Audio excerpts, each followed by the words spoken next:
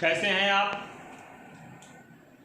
आइए हम लोग सम बेसिक कॉन्सेप्ट को आगे बढ़ाएं और देखें some basic concept of chemistry. जब वीडियो देखा करें तो उसे लाइक करने में क्या जाता है, लाइक वाला बटन तो दबा दें, सब्सक्राइब कर दें और फिर वीडियो का आनंद लें। आइए देखें, हम लोग some basic concept of chemistry को देखने वाले हैं। इसमें हम लोगों ने बहुत सारी बातें पढ़ ली थी। आज हम लोगों को पढ़ना है कि पार्टिकल नेचर ऑफ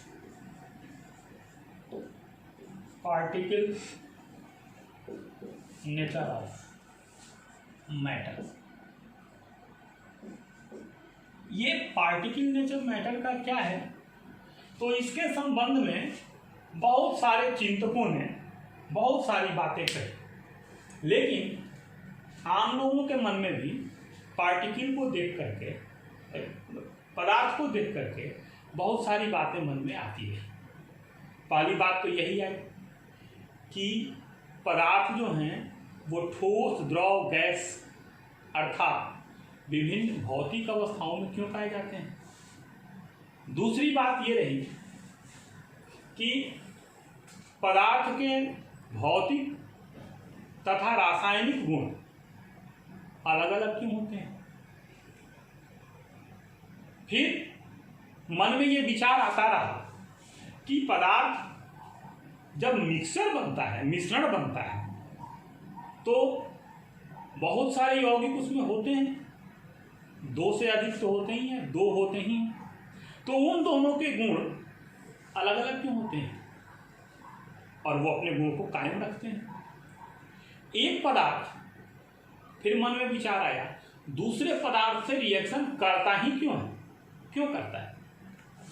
इन तमाम सारी बातें आई और इस पर ग्रीक के जो फिलोसफर थे, दार्शनिक थे, अरस्तु, प्लूटो और भी उस समय के जो दार्शनिक ग्रीक के थे, उन लोगों ने कहा कि पदार्थ को अनंत तक पृथक किया जा सकता है।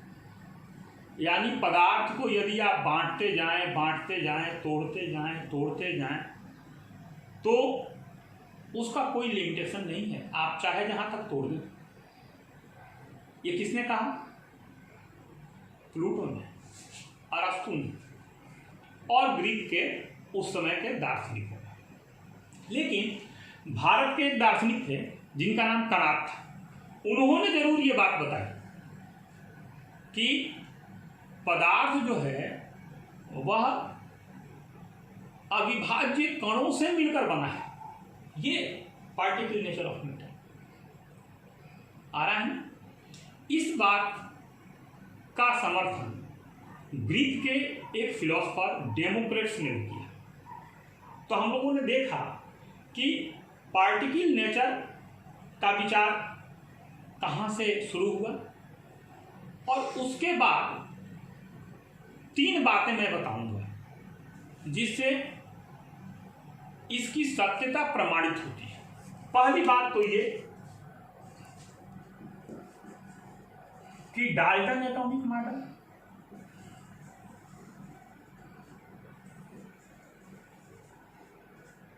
डाल्टन ने एटॉम के लिए एक मॉडल तैयार कर दिया।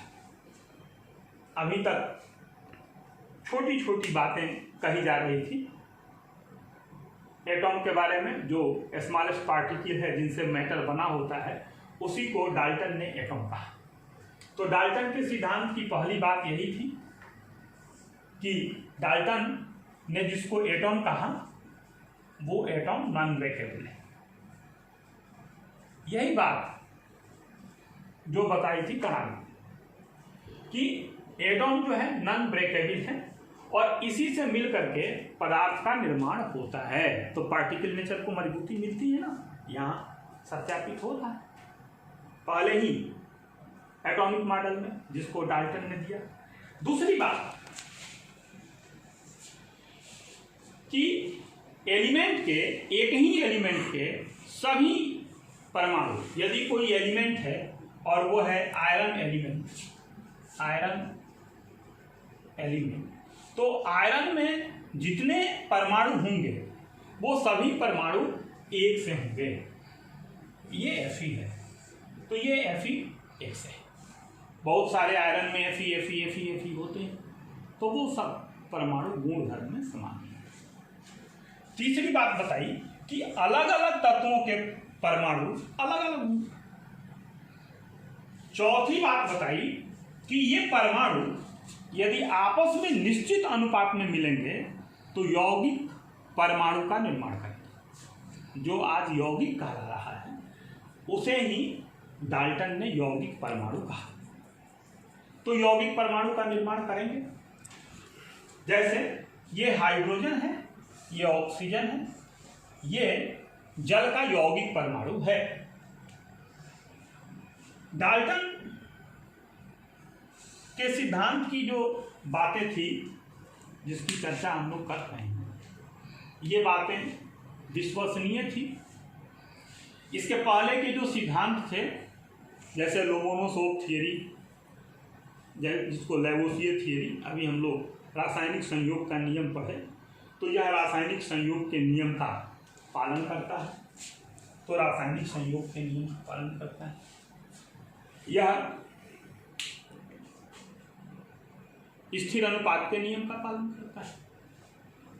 लेकिन बात इसकी नहीं है, गैलुसाक के नियम का पालन नहीं करता, लेकिन बहुत सारे नियमों का पालन करता है। और उस समय जितने विचार आए थे, उन विचारों में डाल्टन का एटॉमिक मॉडल बहुत ठीक साबित हुआ। लेकिन बाद के दिनों में इसमें बहुत सारी कमियां, जितनी अच्छाइयां थी उतनी ही कमियां आ गई, इसलिए कि एटॉम टूट गया। लेकिन आज भी जो डाल्टन ने कहा था कि ये जो सत्यवाद है डाल्टन का, कि परमाणु ही वो छोटा इकाई है पदार्थ का जो बिना खंडित हुए रासायनिक अभिक्रिया में भाग लेता है, ये आज भी सही है। लेकिन परमाणु टूट गया, नॉन ब्रेकेबल नहीं रहा। एलिमेंट, एक ही परमाणु के एलिमेंट अलग अलग हो गए, ये कमियां थी। एक ही परमाणु, एक ही तत्व के परमाणु थे, ये दोनों कार्बन 1 6 12 था, 1 6 13 था, दोनों अलग अलग हैं। 1 6 14 आ गए, ये रेडियो एक्टिव हो गया, इसके कैरेक्टर अलग हो गए। तो इस तरह कमियां हुई। गैलुसाक के नियम का पालन नहीं किया। बर्जीलियस ने जो तापदाब का सिद्धांत दिया था गैस के लिए, उस पर खड़ा नहीं उतरा।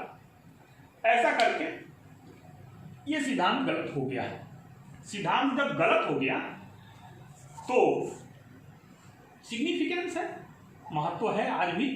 जैसे मैंने बताया कि जो एटॉम को परिभाषित किया, और परिभाषित करते हुए इन्होंने एक बात कही कि यह पदार्थ का सबसे छोटा कण है जो बिना खंडित हुए सिंपलेस्ट एंड प्योरेस्ट पार्टिकल है, अभिक्रिया में भाग लेता है। आज भी यह परिभाषा है। मैं बता रहा था कि दूसरी बात जो इसके पार्टिकल नेचर को बतलाती है, हम लोग इसको किताब से जरूर पढ़ेंगे। दूसरी बात जो पार्टिकल नेचर को बताती है वो है एवोगाड्रोस थ्योरी।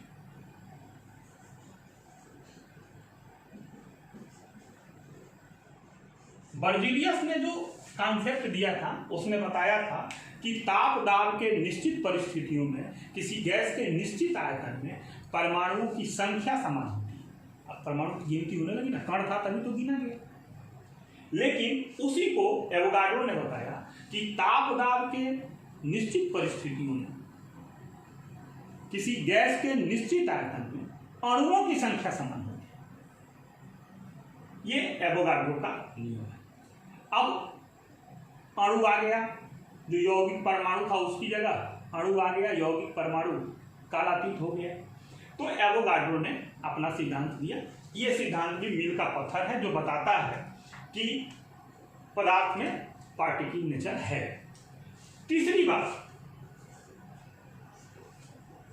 नंबर सी, इसको हम लोग बोलते हैं कि वॉल्यूम कॉन्सेप्ट। वॉल्यूम कॉन्सेप्ट क्या है? तो गैस के मोलर वॉल्यूम कॉन्सेप्ट।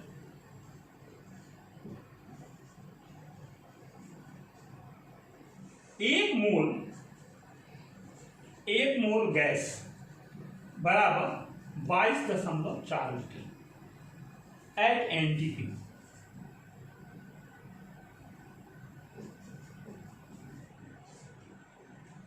और एसटीपी स्टैंडर्ड टेम्परेचर प्रेशर या नॉर्मल टेम्परेचर प्रेशर, जिसको साधारण ताप दाब करते हैं, उस पर एक मोल गैस का, एक मोल कोई भी गैस हो, जैसे एक मोल CO2 हो तो ये हो जाएगा C12 और प्लस 16 गुणे 2, दिस इज इक्वल टू 32 12 44 ग्राम बराबर 22.4। अगर हाइड्रोजन गैस हो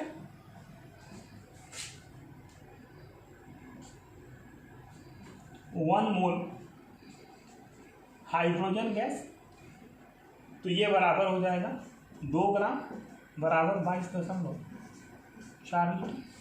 कोई भी गैस का एक मोल हो तो उस एक मोल में जो ग्रामों की संख्या होगी उसका आयतन एनटीपी पर 22.4 लीटर होगा। ये मोलर वॉल्यूम कॉन्सेप्ट है, मोल वॉल्यूम कॉन्सेप्ट। तो इस कॉन्सेप्ट को भी हम लोग समझेंगे और इसके बाद अगले वीडियो का फिर इंतजार करेंगे, तो आगे हम लोग अगली बात सीखेंगे। Thank you.